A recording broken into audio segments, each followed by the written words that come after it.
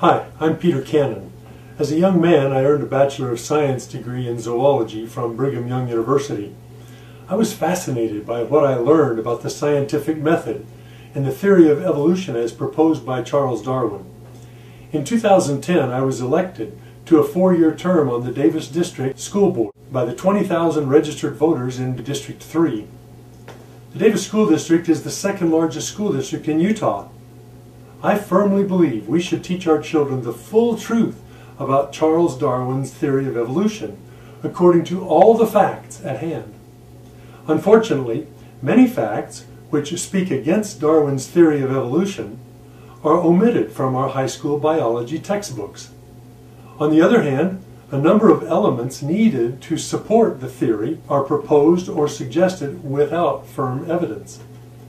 Dr. Carl Werner, in his book, Evolution, the Grand Experiment, Volume 1, describes in detail several huge scientific holes in the theory of evolution. Among them are the fact that scientists and museum curators who believe in Darwinism admit that despite hundreds of millions of fossils being found since Darwin's time, we have found no fossils of the common ancestors of any of the animal or plant groups. Dr. Werner also describes in minute detail the statistical impossibility of the simplest form of life randomly and spontaneously coming together at once, given what we know about the chemical structure of DNA, RNA, and proteins. He also cites the vast number of species which arose in the fossil record during the limited time of the Cambrian geological period, while the theory of evolution predicts a consistent amount of evolution during all periods of time. Please, do not assume that I want to stop the teaching of the theory of evolution in our public schools.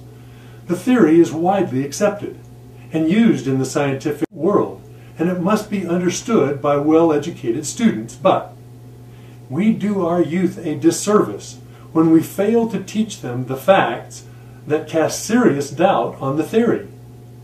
Teaching them about these gaps in knowledge would challenge them to truly follow all existing evidence to find a more complete explanation of the origin and variety of life on the earth.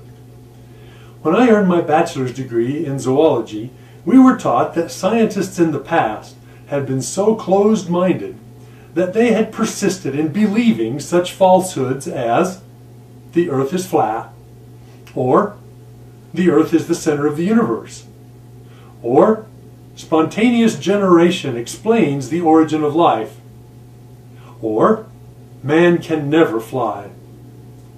I naively believed the closed-mindedness of scientists was past, and modern scientists and educators were now willing to fully consider all available evidence. I have become sorely disappointed as I have attempted to obtain permission for Dr. Werner's research to be made available in our public schools. The Davis School District Curriculum Department has refused to accept the book without approval by the Utah State Office of Education. The state office, in turn, would only approve the book if a committee headed by Dr. Richard R. Tolman of the Biology Department of Utah Valley University gave its approval. Dr. Tolman reviewed the book and wrote a detailed rejection of it. He never stated why he disagreed with the scientific facts stated in Dr. Werner's book. His complaint was that the book violated separation of church and state laws.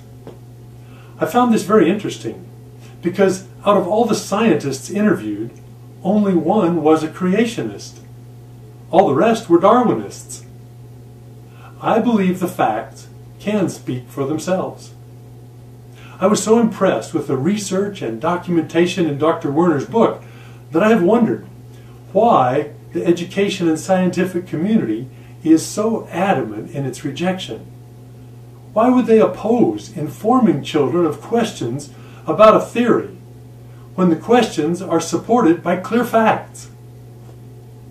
I don't know for certain, but it feels to me like Dr. Werner is being treated like those who questioned established scientific views in past centuries. If the authorities who join in rejecting and teaching his findings were to adopt or even allow consideration of his views, they would lose status and authority in their fields. This could result in loss of consideration for government and private research grants, rejection by their learning establishment, difficulty in getting research published, or even lawsuits based on the Establishment Clause of the First Amendment to the Constitution. They would have much to lose and only little to gain by helping our children to consider all aspects of the theory of evolution. Although I have never spoken to Dr. Carl Werner, and he certainly has never asked for my endorsement, I suggest you expose your high school age children to his book, Evolution, The Grand Experiment, Volume 1. It is easy to read and contains many beautiful photographs and clear illustrations.